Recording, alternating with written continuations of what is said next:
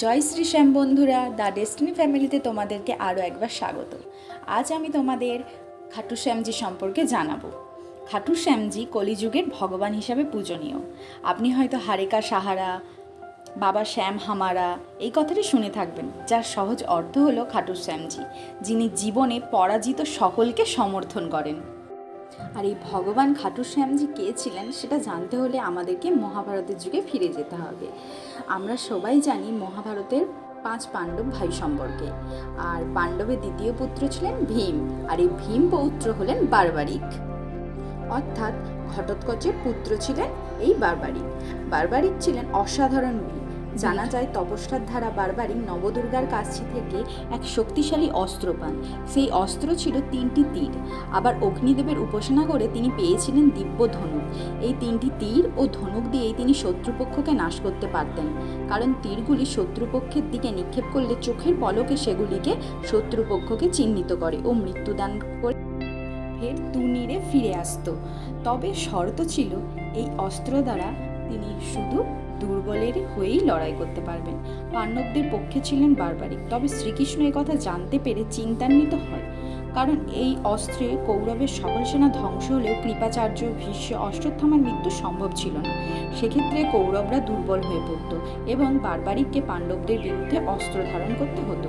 তাই তিনি গরিব ব্রাহ্মণের বেশ ধারণ করে বার্বারিকের সামনে হাজির হন এবং শ্রীকৃষ্ণের মায়ায় বার্বারিক সব কিছু বুঝতে পারেন ও এই অস্ত্র দ্বারাই নিজের মস্তক ছিন্ন করেন এবং শ্রীকৃষ্ণের চরণে তা দান করেন। ভগবান শ্রীকৃষ্ণ তখন বার্বারিককে আশীর্বাদ দেন, এই মস্তক সর্বদা জীবিত থাকবে এবং কলিযুগে তোমার পুজো হবে। তো পুজো হলে তা আমি আমার পুজো বলেই গ্রহণ করব, আর কলিযুগে তুমি খাটু শ্যাম বলে পরিচিত হবে। ভগবান কৃষ্ণকে তার মস্তক দান করার কারণে খাটু শ্যামজি শীষদানি নামেও পরিচিত।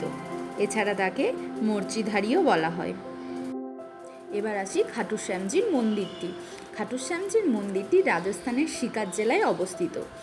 যদিও খাটু শ্যামজির অনেক মন্দির আছে, কিন্তু তবুও বিশ্বাস করা হয় যে রাজস্থানের এই সিকারে অবস্থিত মন্দিরটি হচ্ছে সবচেয়ে বিখ্যাত বা মেন মন্দির।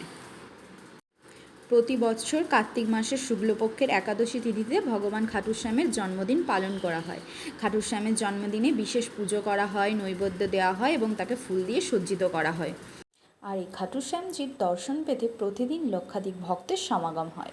বিশ্বাস করা হয় যে ভক্তরা এখানে ভগবানের দর্শন করতে আসেন এবং ভক্তি ভরে মনে মনে যা প্রার্থনা করেন তাদের সমস্ত মনোবাঞ্ছা পূর্ণ করেন এই খাটু শ্যামজি।